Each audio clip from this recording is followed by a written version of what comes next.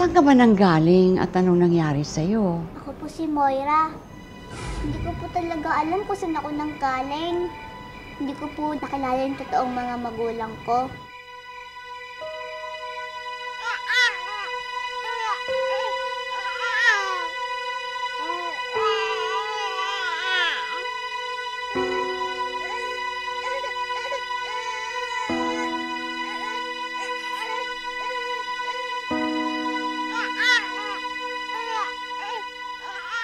Napulot lang daw po ako ni Tatay Mario sa basurahan. Inuwi niya po ako sa pamilya niya. Siya na po ang nagpalaki sa akin. Siya na po nagbagay ng pangalan ko. Nirambol niya po ang pangalan niya, Mario, at naging Moira. Mabait po si Tatay Mario, pero si Nanay ko rin, Ate Chacha at Ate Lulu, masungit na, salbahe pa. Bago mag-alas 5, nandito ka na sa bahay. Anong oras na? Alas 6 na! Hindi ka pa nakakasain eh! Ano ba naman? Ako pa inaasahan mong gagawa ng lahat ng bagay dito sa bahay! Sorry po, Nay ko rin. Gusto ko lang naman pong maubos yung paninda ko eh. Ubos? Ano to? Bakit ito lang? Ha? Hindi ka na naman nakaubos? Ito lang? Nako, siguro puro laro na naman yan. Hindi, Ate Lulu. Hindi. Kaya lang naman gusto mo palati sa labas kasi may iwas ka sa gawaing bahay. Ay maglinis, mamalansya, maglaba. Hindi ako ganun, Ate Chacha. Tsaka Nay ko rin, naubos naman po yung paninda ko eh. Kaso yung iba utang. Naman, utang? Lagay na nagpautang ka pa? Hindi ka naman nakaubos, oh!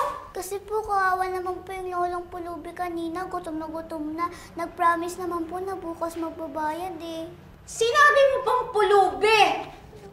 Naniwala ka na magbabayad yung pulubi? Pauto ka pa? Coring, anong gulo na naman ito?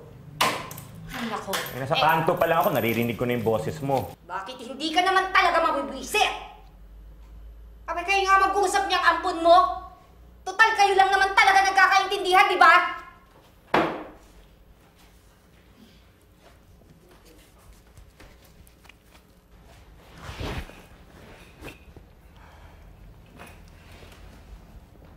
Pasensya na kung hindi kayo nagkakaintindihan ng nanay mo.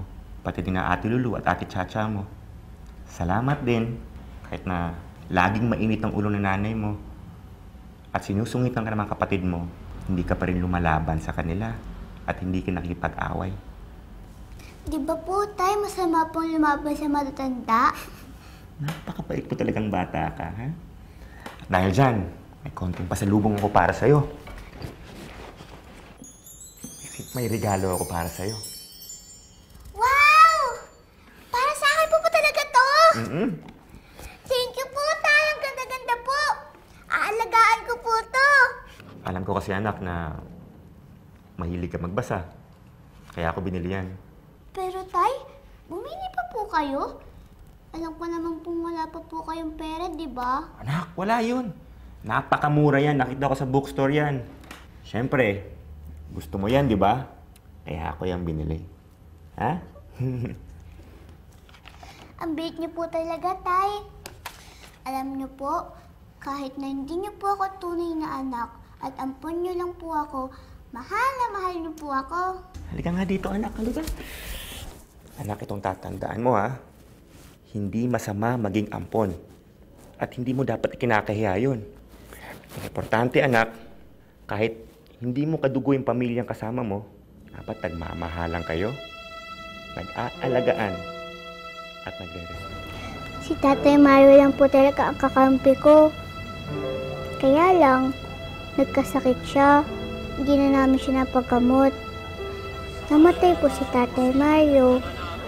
Ng Espiritu Santo. Amen.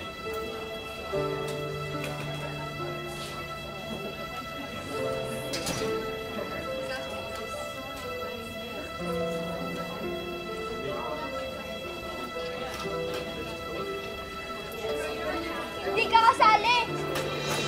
Oo nga, hindi hindi ka totoong anak, ampun ka lang. Saan po kasi ni Tatay Mario? Hindi ba kami nakakaintindi? Di mo ba ako naiintindihan? Lumayas ka dito! Ngayong wala na ang Tatay Mario mo. Wala ka ng lugar sa buhay namin. Tama na! Umalis ka na! Umalis ka na! Ayoko na makita yung bagong mukha mo kahit kailan! Alis! Layas! Babay, Tatay Mario. Babay po.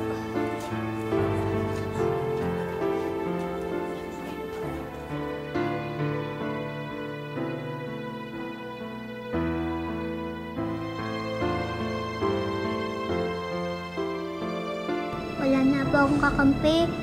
Wala na po si Tatay Mario. Mula po noon, naging palaboy na ako. Kung saan-saan na lang po ako natutulog.